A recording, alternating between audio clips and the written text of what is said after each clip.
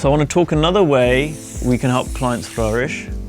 And if you've read Sweet Sharing, you know this is what I call the mythical comfort zone, right? The made up comfort zone. It's made up of thinking.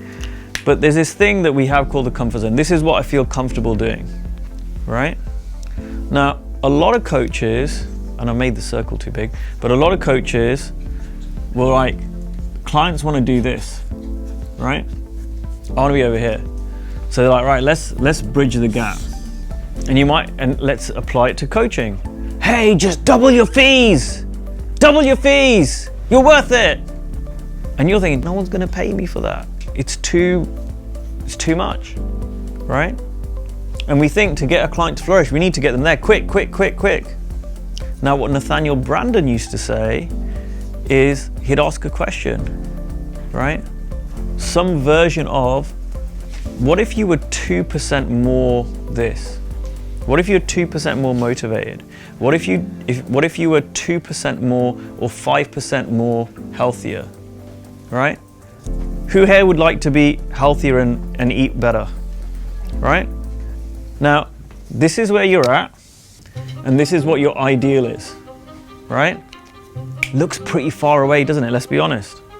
But how many of you can be 5% healthier this weekend? Right? Does that seem a lot more doable? Does it seem a lot easier? Right? So now I'm just playing with this. You don't have to do it. No is a complete sentence. Who would like to play a game? Who would like to be 5% healthier this weekend with their food? Show of hands. Up high. Right? You can say no. Great. Play with this. Right? Now that's your commitment, and guess who's going to hold you to it? No one. That's on you. Right? But you want to see, if you take a small step and you're 5% healthier this weekend, maybe it's like, you know what, I'm not gonna order that unhealthy thing for lunch. I'm gonna go for the healthier option. That's easy. I can just do that, right? Maybe I don't have this fizzy drink. I'm gonna drink more water, or whatever it is. I'm gonna have one less coffee. Whatever it is for you, it's really doable. Okay. Now imagine you do that today. If I just say, just do it for today, actually forget the weekend. Who's willing to be 5% healthier for today? Right? Yeah, great. Now tomorrow, what if I say, hey, who's willing to be 5% healthier than yesterday? Right?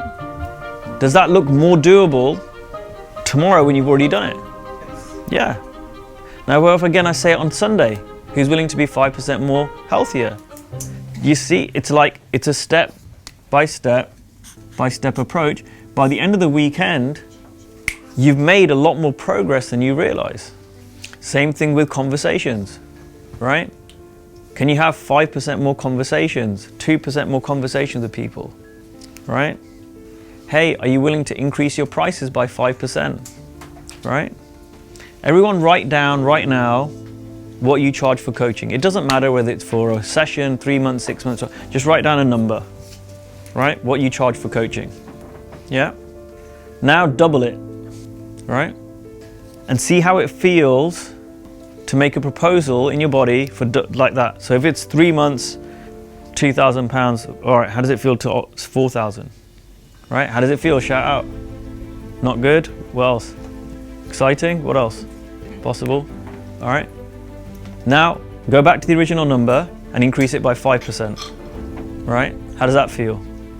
Easy, laughably doable, not even an issue. What happens if you keep increasing it 5% every few months? You'll get to double and beyond. Do you see that? So when we do this, we expand the mythical comfort zone, and it leads to growth.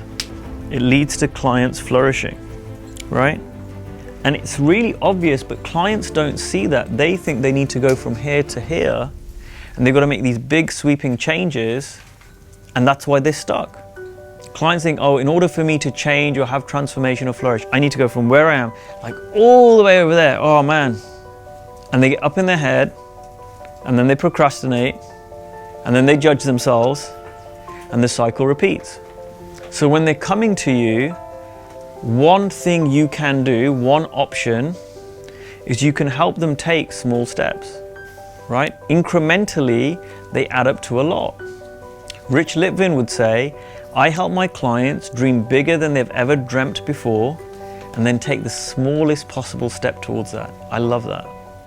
I've told a few people that when I've gone through this body transformation right now, like when I started back at the gym and hadn't been to the gym for a few years, you know, like I was on, you know, the baby weights. I was going in and I'm not particularly that big anyway. And so I go in and there's all these big guys in my gym, right? But I'm just like, right, all I need to do is today, that's what I've got to do. And the next time I come in, can I do it better, or can I lift a little bit more and just keep growing? Because I knew it was going to be incremental. And what's happened now, and this is true, and I've never had this in my life happen, I literally have had 3 different people in my gym come up and shake my hand. And they've said, we've seen you grow. And they're like in great shape. You know, they're people that I would look at the gym and go, oh, I'd love to look like that. And they've come up to me and they've shook my hand and they've started talking to me like, wow, we've really seen the change in you. We've seen the weights you're lifting now. Or one guy said to me, he goes, when I saw you lift those dumbbells the other day, he goes, I had to reassess my life. Right? Because I was bench pressing 35 kilogram dumbbells. When I started, I was doing like 10 or something, and it felt heavy. Right? In May, when I went out to see Steve Hardison, that's when I started working out.